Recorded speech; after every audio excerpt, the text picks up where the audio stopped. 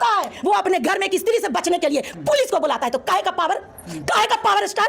आपसे क्वेश्चन का कोई पावर स्टार नहीं है, वो लिचर स्टार है जो अपने बीवी के सुरक्षा नहीं कर सका, जो अपने बीवी को नहीं जिता सका, जो अपने बीवी के सम्मान की रक्षा नहीं कर सका। पावर स्टार को भी सुरक्षा का डर है, जो कहता है मैं पवन, मैं बाहुबली पवन। मान के चलिए कि ज्योति सिंह को। अब भाई लोग वीडियो तो सुन ले हुए मलकिनी के कतना बोलो तरी लीचड़ स्टार तो है स्टार तो पावर का है का। तो अभी बिहार चुनाव में जो सभा जितना कर रहे थे पवन सिंह, उसमें पावर नहीं दिखा का आपको?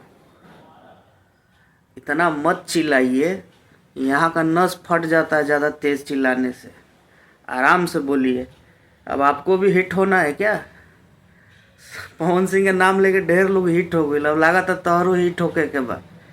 यही सब बयान पर बयान पर बयान पर बयान, आदमी कुछ नहीं के बोलत तो एकदम माने दिले बारू पवन सिंह के कुछ बोलत तरू, एगो मीडिया बैठा ले तरू ऑफिस बोला के, और बाद जो मन बुझाता तबन उनका बारे में बयान दे तरू। अतना भइल बारू तू ज्योति सिंह का सपोर्टर।